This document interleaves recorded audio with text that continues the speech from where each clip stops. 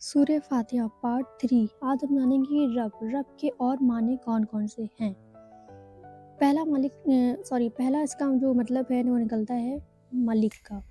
دوسرا ہے سید عربی میں سردار کو کہتے ہیں، لائک جس کے پاس اتھارٹی ہو۔ تیسرا ہے منعم مطلب انعام دینے والا۔ اور چوتھا ہے مربی مطلب نکلتا ہے لائک پودوں کو اگانے والا، لائک کسان، مالی، باغبان، یا پھر پیرنٹس کے لیے جو بہت خیال کے ساتھ ساتھ ہمیں گروتھ دیتے ہیں یا صلاحیت دیتے ہیں، ہم اسے مربی کہتے ہیں۔ پانچواں ہے قیم یعنی کہ قائم رکھنے والا، لائک بلڈنگ۔ اب ہم دیکھیں کہ ہمارے باڈی میں بھی مینٹیننس کی نیڈ ہوتی ہے، جیسے کہ سانس سے سانس تک، لمحے سے لمحے تک، اور سیل سے سیل تک۔ اگر وہ ایک دفعہ بھی دھیان دینا چھوڑ دے تو میرا وجود نہیں رہے گا، یہ کلیئر ہے۔ ہمارا اللہ ہمارا رب ہے، جہاں کچھ بھی خود سے نہیں چل رہا ہے اور ہر چیز کو مینٹین کیا جا رہا ہے اور قائم کیا جا رہا ہے۔ لفظ ہے اب یہ رب۔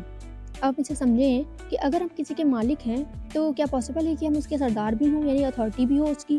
کیا پاسبل ہے کہ ہم گھر کے مالک ہیں تو ہماری مرضی سے کچھ بھی کر سکتے ہیں؟ نہیں نا، کچھ ریسٹرکشنز ہوتی ہیں سوسائٹی کی، گورنمنٹ کی، یعنی مطلب ہم کچھ بھی اون تو کرتے ہیں، ہماری چیزیں ہماری ہوتی ہیں، لیکن تب بھی کچھ ریسٹرکشنز ہوتی ہیں، مطلب ہم مالک تو ہوتے ہیں لیکن سید نہیں، سید مطلب اس کے سردار نہیں ہو سکتے۔ کبھی کبھی کوئی سید تو ہوتا ہے لیکن اس کا مالک نہیں۔ اسی طرح مربی کا مطلب ہے کبھی ہم مالک تو ہوتے ہیں لیکن ہم اس چیز کا خیال نہیں رکھتے، چیزیں تو ہوتی ہیں لیکن وہ ادھر ادھر پڑی ہوتی ہیں، ہے نا، اون تو کرتے ہیں لیکن کبھی خیال نہیں رکھ پاتے، کبھی ڈیولپ نہیں کر پاتے، کبھی کچھ تو کبھی کچھ۔ بٹ اللہ صرف ایسا رب نہیں ہے جس نے اون تو کیا ہے لیکن وہ چھوڑ دیا ہے، نہیں، مالک ہونے کے بعد بھی وہ مربی بھی ہے، سید بھی ہے اور قیم بھی ہے، اور یہ مل کر بنتے ہیں رب۔ ایک ڈیپ ورڈ ہے۔